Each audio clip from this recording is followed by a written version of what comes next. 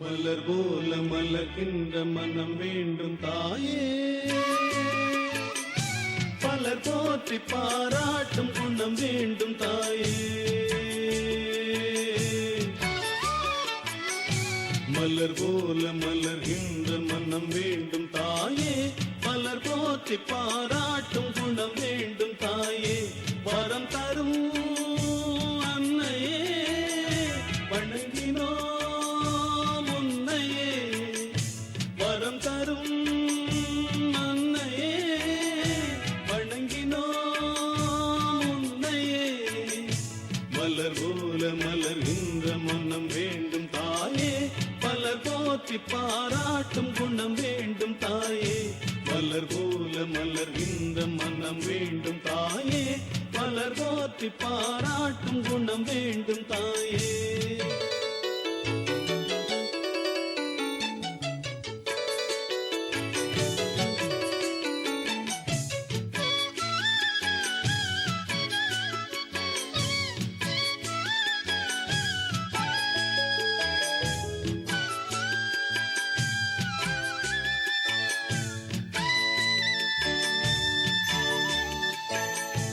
ஒரு நோயும் தீண்டாமல் அணை போடு தாயே, நதி காய நேராமல் நீர் ஊற்று தாயே. நன்னிலம் பார்த்து நீயே எளியோரை மகிழ்வாக்க வழிகாட்டு தாயே, வலியோர்கள் வாட்டாமல் வகை காட்டு தாயே. என் வளமான தாயே, பசிதாகம் காணாமல் பயிராக்கு தாயே, ரசிப்போர்கள் செவி தேடி இசை ஊட்டு தாயே. இசை பாட்டு என்றென்றும் இனி பாக்கு தாயே. மலர் போல மலர்கின்ற மனம் வேண்டும் தாயே, மலர் போற்றி பாராட்டும் குணம் வேண்டும் தாயே. வரம் தரும் அன்னையே வணங்கினோம் உன்னையே, வரம் தரும் அன்னையே வணங்கினோம் உன்னையே.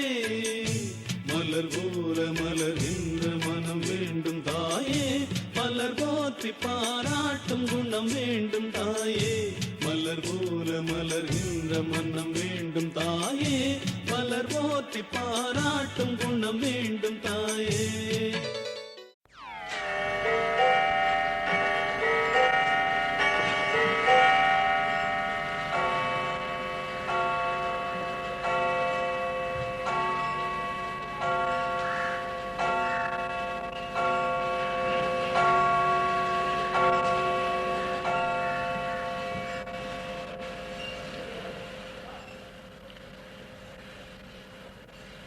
Les plus grandes victoires sont celles qui font le moins de bruit. La manifestation d'un monde nouveau ne s'annonce pas à coups de tambour.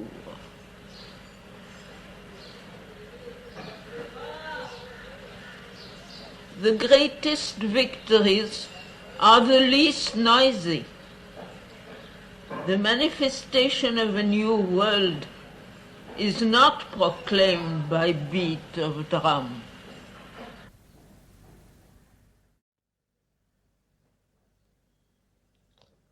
Om Namo Bhagavate Shri Aurobindo. Om Anandamayi Saitanyamayi Satyamayi Parame. Savitri, Book 7, The Book of Yoga, Canto 5, The Finding of the Soul. Onwards he passed seeking the soul's mystic cave. At first she stepped into a night of God. The light was quenched that helps the laboring world, the power that struggles and stumbles in our life. This inefficient mind gave up its thoughts, the striving heart its unveiling hopes. All knowledge failed and the ideas forms, and wisdom screened in her lowly head, feeling a truth too great for thought or speech. formless, ineffable, forever the same. An innocent and holy ignorance, adored like one who worships formless God. The unseen light she could not claim nor own. In a simple purity of emptiness, her mind knelt down before the unknowable. All was abolished save her naked self, and the prostrate yearning of her surrendered heart. There was no strength in her, no pride of force. The lofty burning of desire had sunk.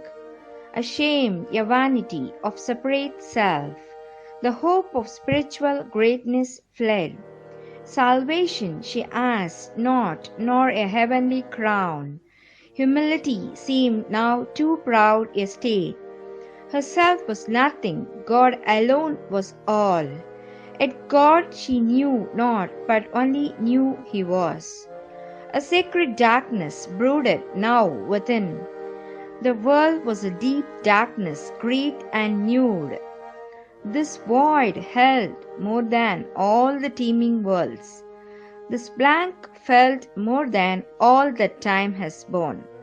This dark knew dumbly, immensely the unknown.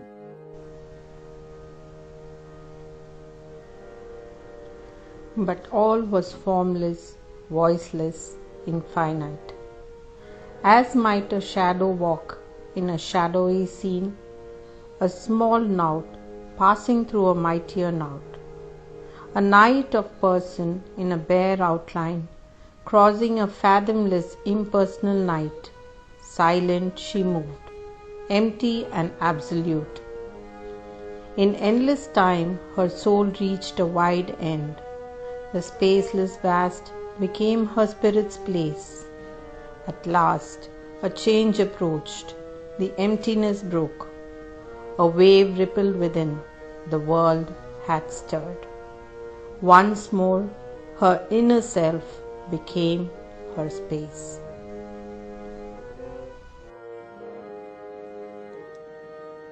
There was felt a blissful nearness to the goal. Heaven leaned low to kiss the sacred hill. The air trembled with passion and delight. A rose of splendor on a tree of dreams, the face of dawn out of mooned twilight grew. Day came, priest of a sacrifice of joy, into the worshipping silence of her world. He carried immortal lustre as his robe, trailed heaven like a purple scarf unwove, as his vermilion casque marked a red sun.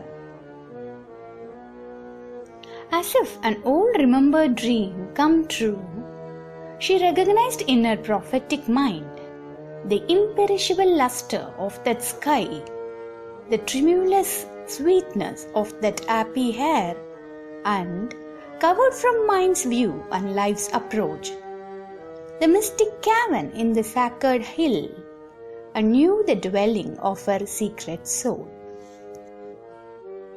As if in some Elysian occult depth, truth's lost retreat from thought's profaning touch, as if in a rock temple's solitude hid, God's refuge from an ignorant worshipping world, it lay withdrawn even from life's inner sense, receding from the entangled heart's desire.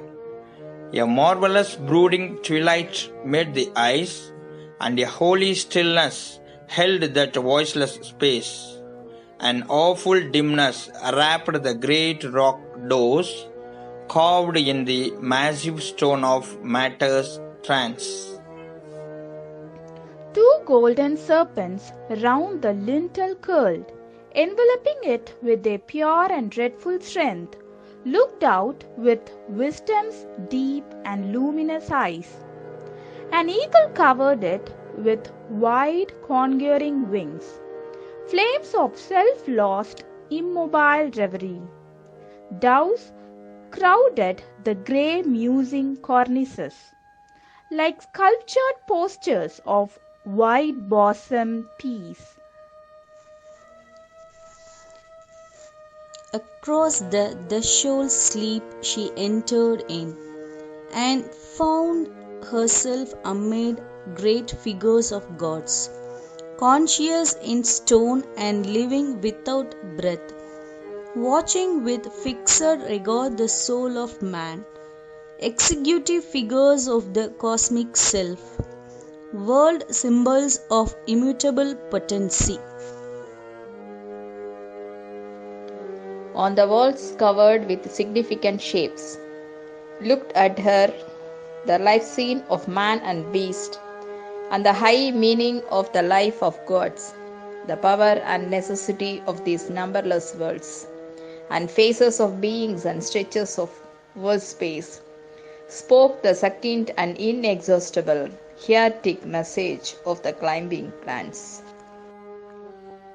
In their immensitude, shining infinity, they were the extension of the self of God, and housed, impassively receiving all, his figures and his small and mighty acts, and his passion and his birth, and life and death, and his return to immortality. To the abiding and eternal is their climb, to the pure existence everywhere the same, to the sheer consciousness and the absolute force, and the unimaginable and formless bliss, to the mirth in time and the timeless mystery of the triune being who is all in one, and yet is no one but himself apart. There was no step of breathing men, no sound, only the living nearness of the soul. Yet all the worlds and God himself were there, for every symbol was a reality and brought the presence which had given it life. All this she saw and in life felt and knew, not by some thought of mind, but by the self. A light not born of sun or moon or fire, a light that dwelt within and saw within, shedding an intimate visibility, made secrecy more revealing than the word.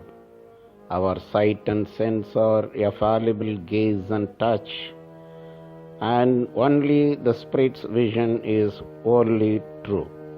As thus she paused in that mysterious place, through room and room, through door and rock-hewn door, she felt herself made one with all she saw.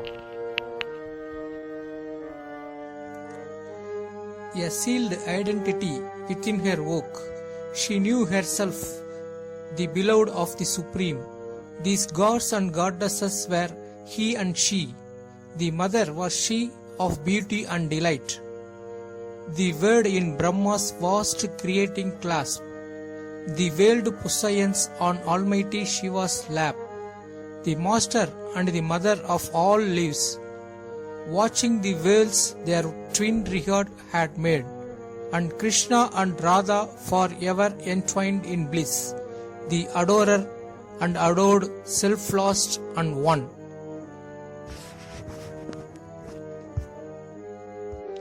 In the last chamber on a golden seat, one sat whose shape no vision could define.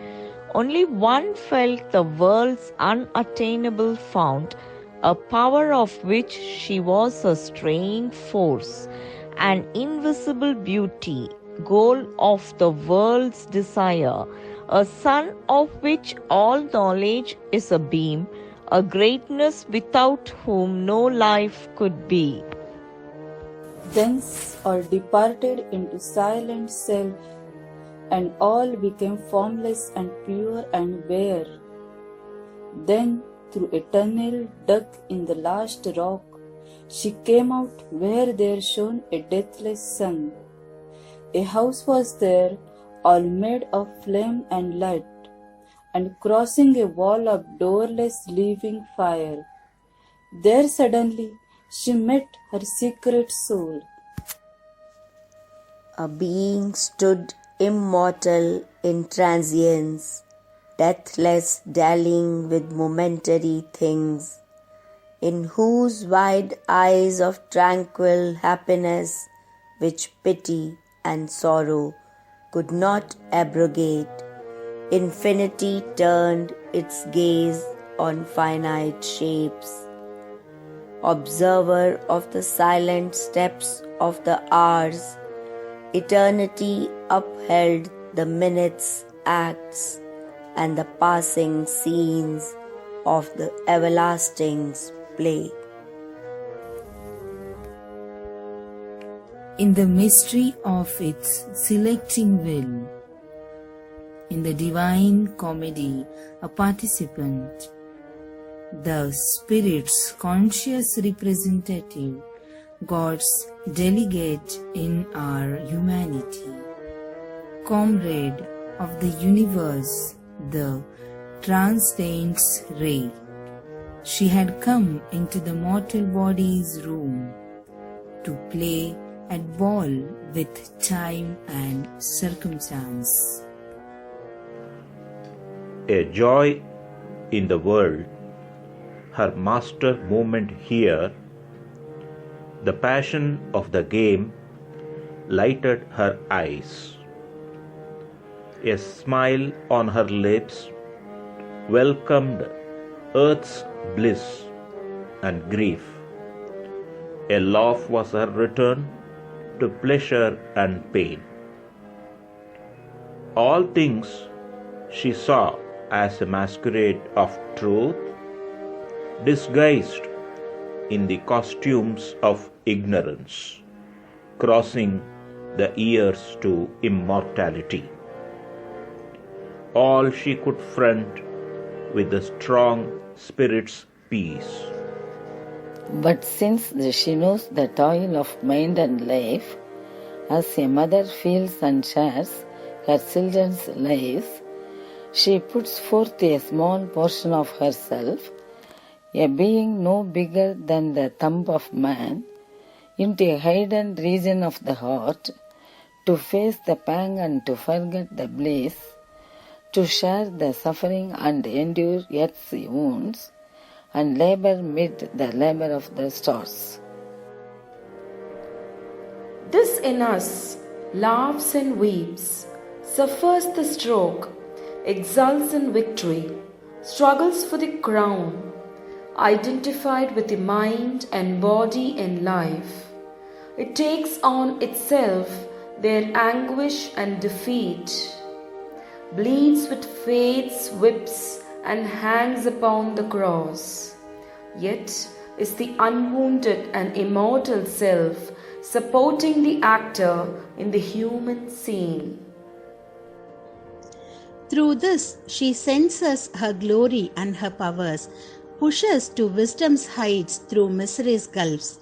She gives us strength to do our daily task, and sympathy that partakes of others' grief, and the little strength we have to help our race, we who must fill the role of the universe, acting itself out in a slight human shape, and on our shoulders carry the struggling world. This is in us the Godhead, small and mad. In this human portion of divinity, she sees the greatness of the soul in time, to uplift from light to light, from power to power, till on a heavenly peak it stands a king. In body weak, in its heart an invincible might, it climbs, stumbling, held up by an unseen hand, a toiling spirit in a mortal shape. Here in this chamber of flame and light they met. They looked upon each other, knew themselves, the secret deity and its human part, the calm immortal and the struggling soul. Then with a magic transformation's speed, They rushed into each other and grew one. Once more, she was human upon earthly soil. In the muttering night, amid the rain, swept woods, and rude cottage where she sat in trance, that subtle world withdrew deeply within, behind the sun veil of the inner sight. But now the half-opened lotus bud of her heart had bloomed and stood disclosed to the earthly ray. In an image shone revealed her secret soul. There was no wall shivering the soul and mind, no mystic fence guarding from the claims of life. In its deep lotus home, her being sat, as if on concentration's marble seat, calling the mighty mother of the worlds to make this earthly tenement her house. As in a flash from a supernal light, a living image of the original power, a face, a form came down into her heart and made of it its temple and pure abode. But when its feet had touched the quivering bloom, a mighty movement rocked the inner space, as if a world were shaken and found its soul. Out of the inconscient, soulless, mindless night, a flaming serpent rose, released from sleep. It rose, billowing its coils, and stood erect, and climbing mightily, stormily on its way. It touched her centers with its flaming mouth, as if a fiery kiss had broken their sleep. They bloomed and laughed, surcharged with light and bliss. Then at the crown it joined the eternal space. In the flower of the head, in the flower of matter's base, in each divine stronghold and nature knot, it held together the mystic stream which joins the viewless summits with the unseen depths, the string of force that make the frail defense, safeguarding us against the enormous world, our lines of self-expression in its vast. An image sat of the original power, wearing the mighty mother's form and face, armed, bearer of the weapon and the sign, whose occult might no magic can imitate. Manifold, yet one she sat, a guardian force. A savior gesture stretched her lifted arm, and symbol of some native cosmic strength, a sacred beast lay prone below her feet, a silent flame-eyed mass of living force. All underwent a high celestial chain, breaking the black inconscience blind mute wall, effacing the circles of the ignorance. Powers and divinities burst flaming forth, each part of the being trembling with delight, lay overwhelmed with tides of happiness, and saw her hand in every circumstance, and felt her touch in every limb and cell.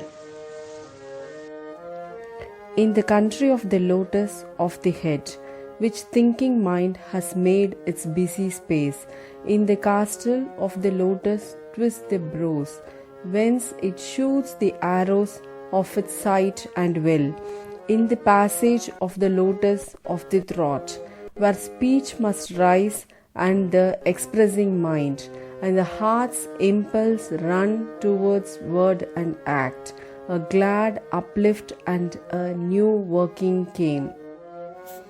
The immortal's thoughts displayed our bounded view, the immortal's thoughts, earth's drab idea and sense. All things now bore a deeper, heavenlier sense. A glad, clear harmony marked the truth's outline, reset the balance and measures of the world. Each shape showed its occult design, unveiled God's meaning in it for which it was made, and the vivid splendor of his artist thought. A channel of the mighty mother's choice. The immortal's will took into its calm control our blind or erring governments of life, a loose republic once of wants and needs, then bowed to the uncertain sovereign mind. Life now obeyed to a diviner rule, and every act became an act of God. In the kingdom of the lotus of the heart, love chanting its pure hymeneal hymn made life and body mirrors of sacred joy, and all the emotions gave themselves to God. In the navel lotus broad imperial range, its proud ambitions and its master lusts were tamed into instruments of a great calm sway to do a work of God on earthly soil. Nether center's petty paths, its childish game of daily dark desires was changed into a sweet and boisterous play, a romp of little gods with life and time. In the deep place where once the serpent slept, there came a grip on matter's giant powers for large utilities in life's little space. A firm ground was made for heaven's descending might. Behind all reigned our sovereign deathless soul, casting aside its veil of ignorance, a light to gods and cosmic beings and powers. It built the harmony of its human state, surrendered into the great world mother's hand. Only she obeyed her soul's supreme best in the enigma of inconsistent world. A secret soul behind supporting all, is master and witness of our ignorant life, admits the person's look in nature's role, but once the hidden doors are flung apart, then the veiled king steps out in nature's front. A light comes down into the ignorance. Its heavy, painful knot loosens its grasp. The mind becomes a mastered instrument, and life a hue and figured of the soul. All happily grows towards knowledge and towards bliss. A divine presence then takes nature's place and pushes the movements of our body and mind. Possessor of our passionate hopes and dreams, the beloved despot of our thoughts and acts. She streams into us with her unbound force, into mortal limbs the immortal's rapture and power. An inner law of beauty shapes our lives. Our words become the natural speech of truth. Each thought is a ripple on a sea of light. Then sin and virtue leave the cosmic list. They struggle no more in our delivered hearts. Our acts came with God's simple natural good, or serve the rule of a supernal right. All moods unlovely, evil and untrue, forsake their stations in fierce disarray, and hide their shame in the subconscious dusk. Then lifts the mind a cry of victory. O soul, my soul, we have created heaven. Within we have found the kingdom here of God, His fortress built in a loud ignorant world. Our life is entrenched between two rivers of light. We have turned space into a gulf of peace and made the body a capital of bliss. What more, if more must still be done? In the slow process of the evolving spirit, in the brief state between her death and birth. A first perfections stage is reached at last. Out of the wood and stone of her nature's stuff, a temple is shaped where the high gods could live. Even if the struggling world is left outside, one man's perfection still can save the world. There is one, a new proximity to the skies, a first betrothal of the earth to heaven, a deep concordat between truth and life. A camp of God is pitched in human time. End of Canto 5, Book 7. Om Namo Bhagavate Shri Arvindaya.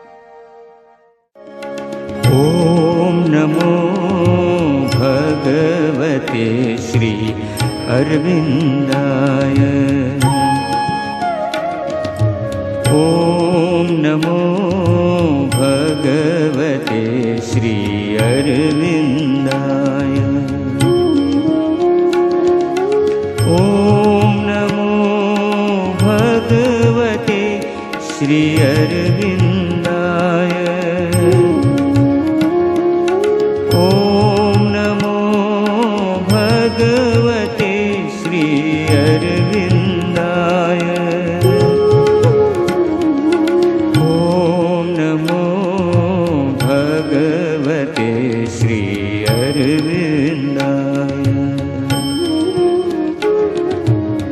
स्वर्णिम गात मनोहर काया, हे विराट के रूप।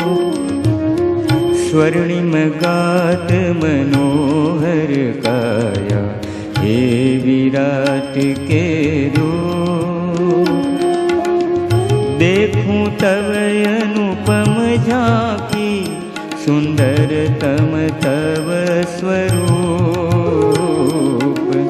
देखूं तव अनुपम झांकी, सुंदरतम तव स्वरूप। ओम नमो भगवते श्री अरविंदाय।